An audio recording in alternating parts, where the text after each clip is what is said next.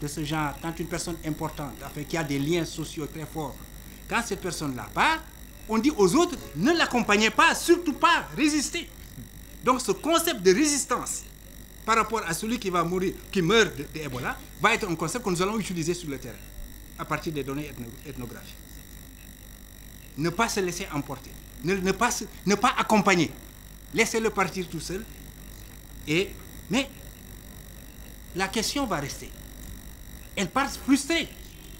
Parce que, comme vous le savez, avec la maladie, l'épidémie de Ebola, on ne peut plus laver les morts. On ne peut plus leur donner les derniers mouvements, les derniers attouchements qu'on retrouve dans la cité Wolof, par exemple, où on dit Dogali, l'accompagnement de la mort. Alors, ces pratiques, y compris dans les sociétés Wolof, vont être faites par les femmes. Et c'est ça qui va expliquer un autre élément que je vais aborder plus tard. Les femmes vont être les plus touchées par l'épidémie. Vous avez des pourcentages énormes de femmes. Alors, donc, mais il va rester le problème. Il va rester le problème de la frustration. Le mort est frustré. Mais là aussi, comme dans beaucoup de sociétés africaines, il y a des concepts qui permettent de nuancer, d'arrondir, de dépasser la frustration. C'est le concept de demande de pardon. On va parler au mort et on va lui demander pardon. Il dit, d'accord, on n'a pas tout fait, mais s'il te plaît, pardonne-nous. Ne pars pas comme ça avec le cœur gros. Or, quand vous reprenez ces éléments et vous demandez au monde médical de les intégrer, bon, ça passe difficilement. Parce que le monde médical voit un corps mort. Il ne voit pas une personne, une personnalité. Il ne voit pas une vie. Le paradigme médical ne permet pas d'intégrer ces notions ethnographiques. Pour le moment, en tout cas. Il faut bouleverser le paradigme pour qu'ils voient ça. Alors, donc, nous arrivons à cette philosophie du corps qui doit être détendu, qui va expliquer pourquoi à Kenema et à Kailanho, il y a eu énormément d'imams qui sont morts. Les imams ont fait partie des personnes qui ont été sévèrement touchées par l'épidémie. Et je vous donne ici un cas. Cet imam vient, on l'appelle, on dit, le village lui dit, on doit enterrer quelqu'un. Mais on ne peut pas le faire comme ça parce qu'il a les yeux ouverts. On dit qu'il faut baisser les yeux. Il a les yeux ouverts. Il est mort, les yeux ouverts. Il ne peut pas partir comme ça. Ça montre qu'il n'y a pas d'harmonie dans son corps. Il vient, il baisse les yeux et il demande à son épouse de laver les habits.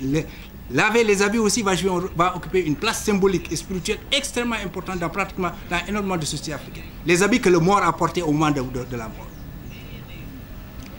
Et qui sont tachés de sang et de vomissures. Donc, il pose problème. Résultat, l'imam meurt, sa femme meurt, certains de ses enfants meurent.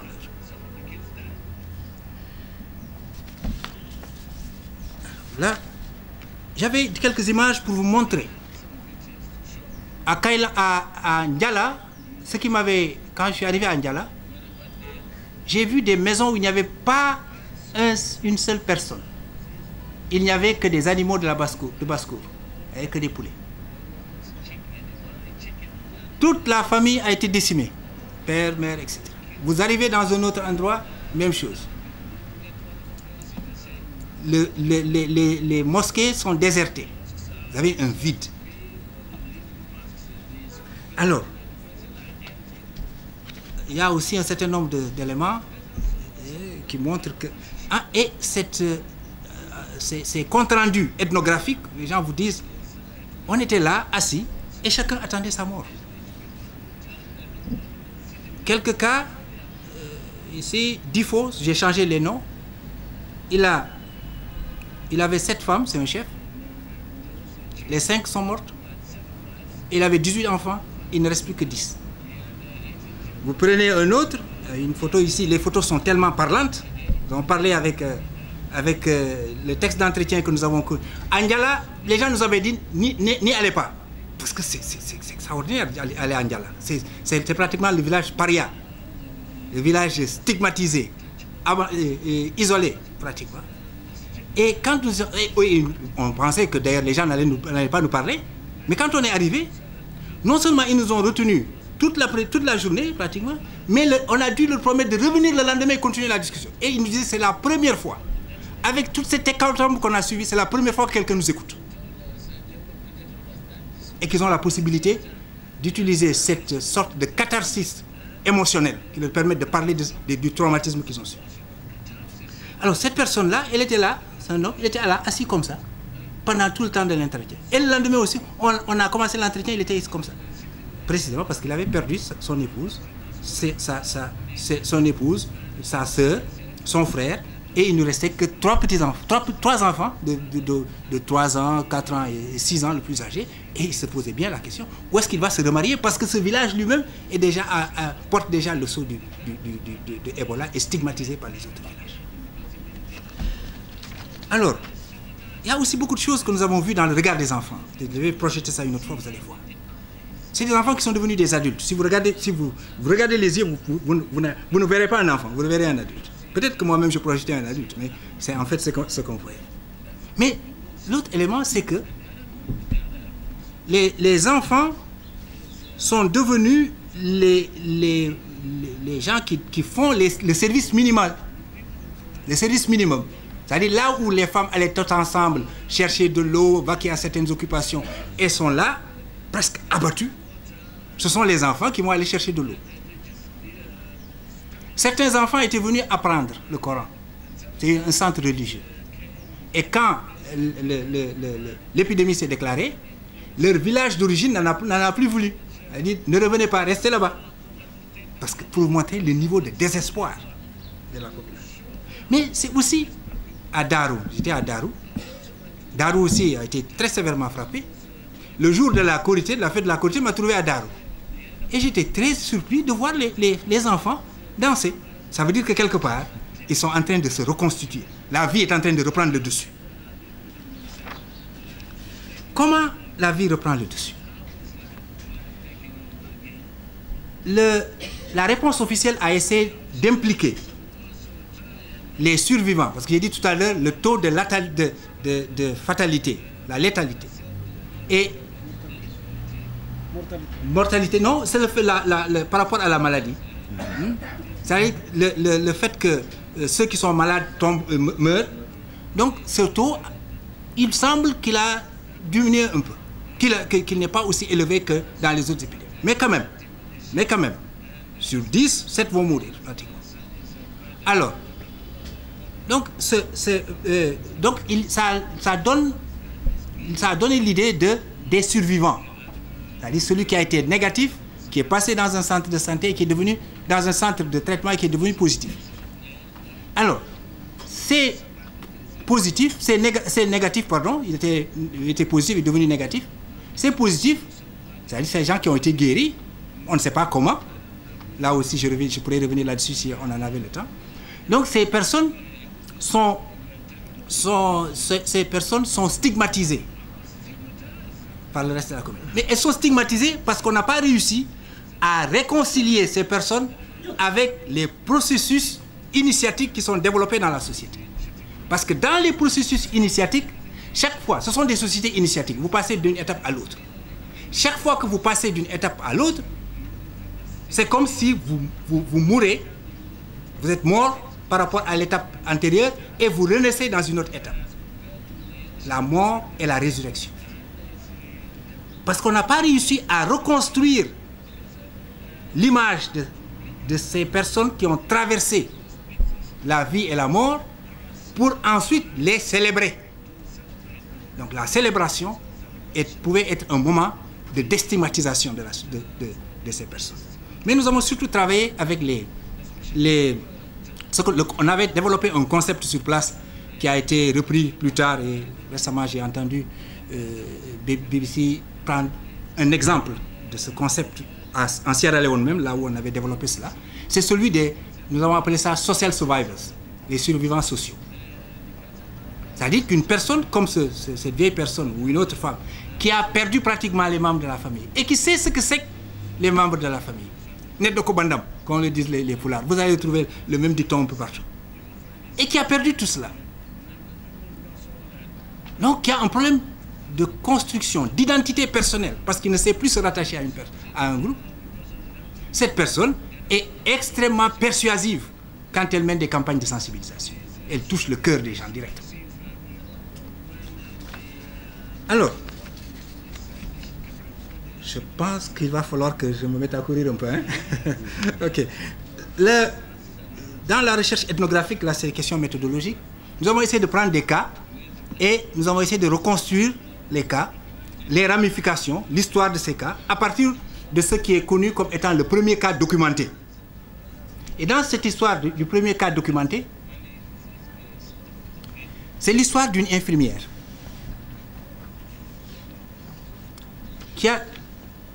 c'est le premier cas documenté. C'est l'histoire d'une infirmière que nous avons suivie. Et quand dans le poste où elle travaillait, celui de Kwendou, elle a manifesté les symptômes. Son collègue lui a dit, on t'envoie à Kailaon. Kailaon, c'est la ville d'à côté. Sur la route, elle décide de changer de direction et elle va à Darou, qu'elle pense plus proche, qui est plus proche de son village d'origine, le village de sa mère. Parce qu'elle dit comme ça, les gens viendront me voir. Et elle va à Darou, sa famille maternelle vient, et sa mère s'occupe d'elle. La mère va être la première personne qui va mourir juste après elle. Alors, et cette famille, la famille maternelle est à Ndiala, ce village dont j'ai parlé tout à l'heure. Mais à Darou, il y a un séminaire des sages-femmes et des infirmières qui voient leurs collègues et tout le monde vient, on la touche, on la nettoie, etc., etc. Donc, résultat, vous avez une dizaine d'infirmières et d'infirmiers qui vont mourir pratiquement dans les semaines suivantes.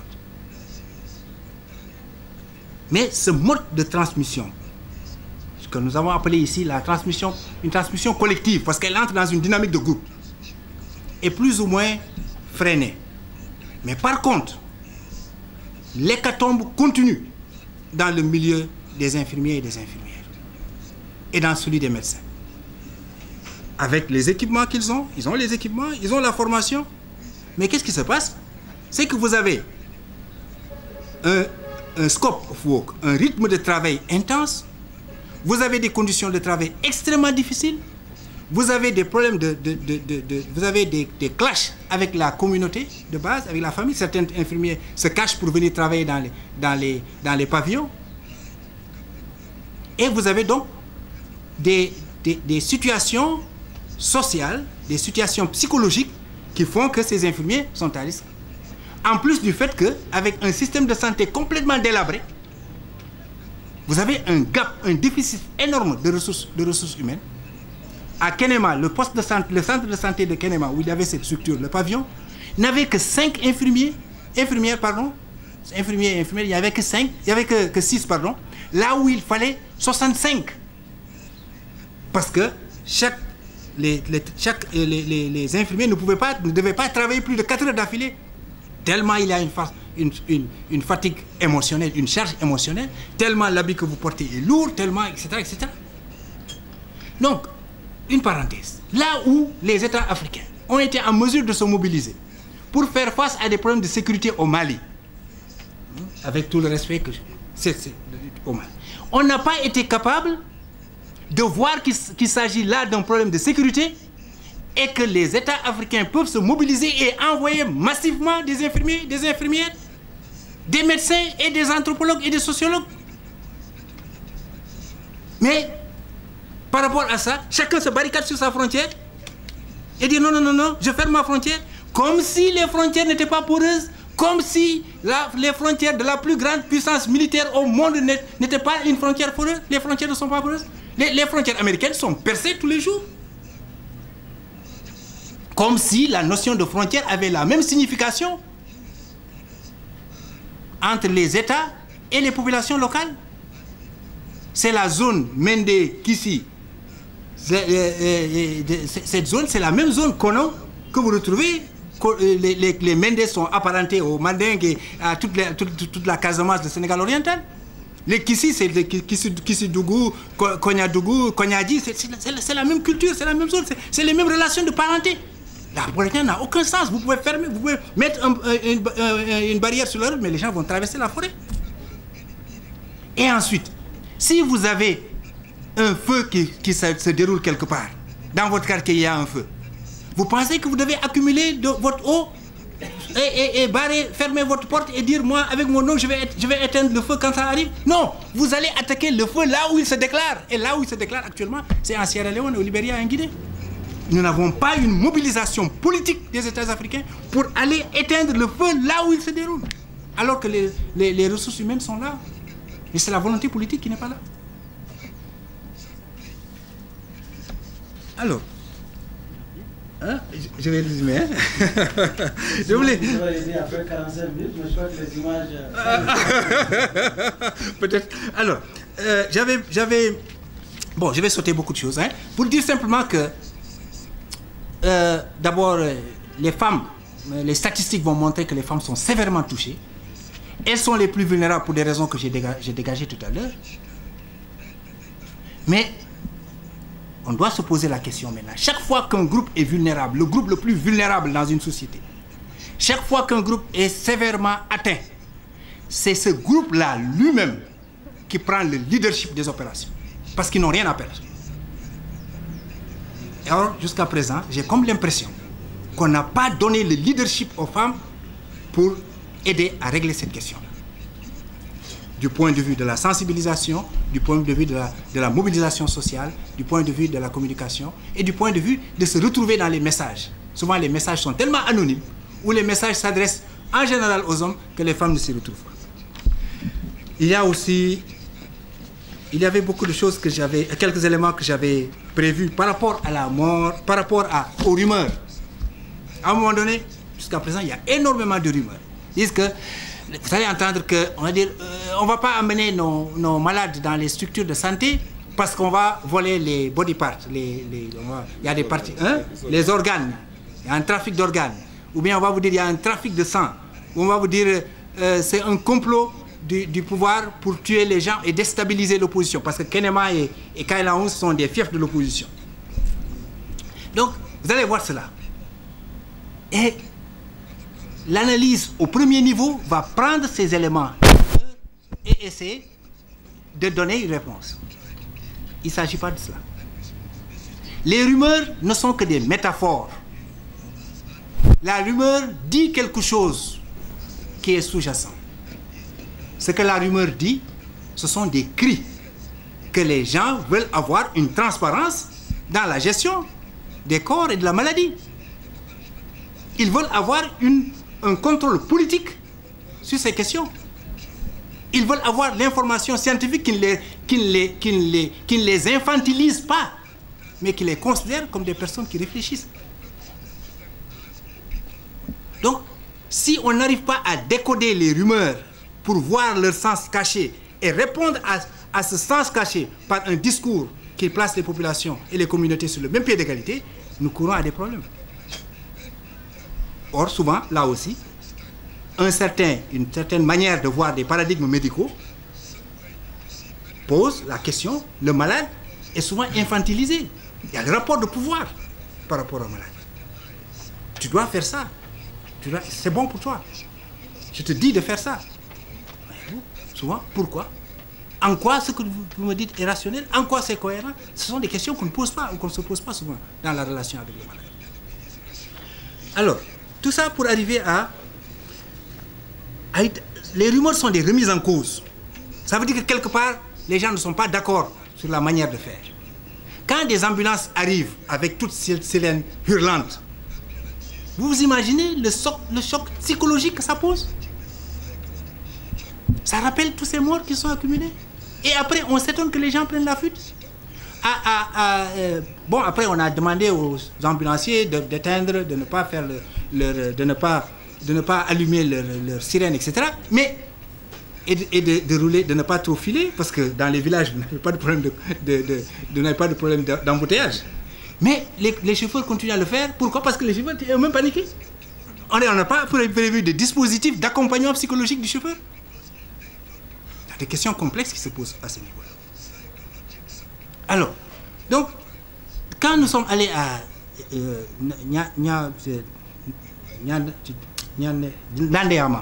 Nandeyama, on a assisté à une scène.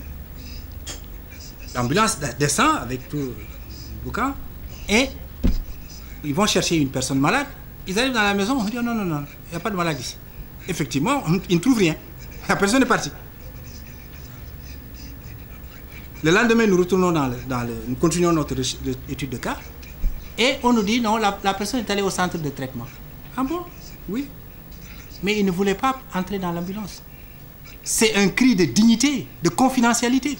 Donc, c'est-à-dire les questions théoriques qui sont dans le serment d'Hippocrate, dans la déontologie médicale, au lieu de les considérer comme des questions abstraites, mais ce sont des questions concrètes que les gens vous posent directement sur le terrain. Donc, c'est pour dire que peut-être que Ebola va être l'occasion pour le corps médical, biomédical, les chercheurs en sciences sociales et autres, peut-être sous l'égide du Coleseria, l'occasion d'une remise en cause, d'une reconceptualisation des systèmes de réponse, des systèmes médicaux africains, sur la base, sur l'éclairage des concepts et de l'histoire et des organisations sociales qui servent de repères aux populations et qui guident leur comportement et leur attitude de tous les jours. C'est sur ce que je voudrais m'arrêter là. Peut-être pour conclure qu'il faudrait que le panafricanisme, on revienne aux panafricanisme qui sont à la base du Coleseria. Aux sources du Coleseria, il y a le panafricanisme, il y a la volonté panafricaine de résoudre les problèmes africains, en tant qu'Africains, et de construire des jonctions et de faire que l'Africain, le Sénégalais puisse ne pas se sentir simplement Sénégalais. Il est aujourd'hui Sierra Leone, il est aujourd'hui libérien, parce que c'est là-bas que se déroule une partie du sort de l'Afrique. Je crois que sur cette base-là, nous pourrons aider à résoudre ce problème-là. Je vous remercie. Merci bien, professeur Niang. Ça a été long, mais ça va la peine. Merci. Nous avons jugé. Merci. Je ne voulais pas que vous arrêtiez. Ah bon, merci. Merci. Merci. La question de la sécurité humaine va au-delà de la question de sécurité à travers le conflit. Du coup, on voit bien que la porte d'entrée santé à travers l'Ebola a des implications sur le plan social, politique, économique et culturel. Et donc, ce sont ces implications que le Coleseria essaie d'explorer pour faire les liens entre les différents éléments et voir comment les sociétés s'organisent pour résister à partir de leurs fondements.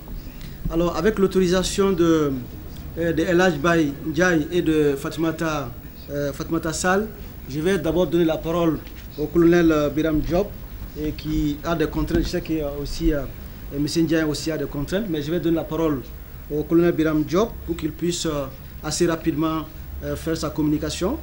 Le colonel Biram Diop est un militaire sénégalais, comme vous le savez. Il est consultant et chercheur. Il a été successivement formé à la Royal Air Academy du Maroc, à l'Université de la Californie du Sud, à l'Université Air en Alabama et à l'École de guerre de Paris en France. Il a beaucoup travaillé comme coordinateur conférencier aux chercheurs sur les questions sur la réforme du secteur de la sécurité, ainsi que le rôle des organisations de la société civile sur la gestion de la sécurité, la réforme du secteur genre et sécurité, la violence basée sur le genre dans les zones en situation de conflit et de post-conflit. Il coordonne de façon régulière les séminaires organisés par le Centre d'études stratégiques de l'Afrique, qui est basé à Washington. Et en tant que chercheur à la Fondation nationale pour la démocratie, le Centre Woodrow Wilson, il a fait des études et a publié sur les processus de réforme du secteur de la sécurité en Afrique subsaharienne. Depuis 2010, le colonel Diop est détaché comme directeur de partenaire pour le changement démocratique de l'Institut africain pour la transformation du secteur de la sécurité, qui est basé à Dakar et dont la mission est de promouvoir les bonnes relations civilo-militaires.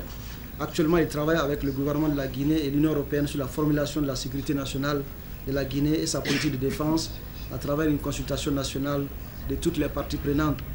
Le colonel Diop a terminé il y a juste 3 semaines un programme à l'université de Stanford sur la démocratie, le développement et l'état des droits. Donc je vais lui donner la parole pour qu'il puisse aussi nous entretenir par rapport à une autre dimension importante de la sécurité humaine, comme je l'ai dit, et que vous verrez les liens importants qu'on peut faire avec les questions de santé. Colonel Diop, vous avez la parole. J'ai eu le plaisir il y a quelques années d'être avec lui à des rencontres. J'avoue que c'est extrêmement important d'avoir ce lien entre l'armée et la société civile de façon globale, mais surtout aussi l'implication sur la recherche, parce que c'est un monde qui est finalement assez fermé, mais qui peut fabriquer aussi des personnes qui peuvent renforcer ces entités. Donc, vous avez la parole. Merci. Merci beaucoup, M. Goïta. Je voudrais remercier le Codesrian d'avoir bien voulu m'inviter comme membre du panel. Je suis persuadé que mes camarades, quand ils m'invitaient, ils croyaient que j'étais toujours directeur de Partners Sénégal. Alors que depuis quelques mois, l'armée sénégalaise a demandé que je revienne au bercail et je remets la tenue. Ce qui est très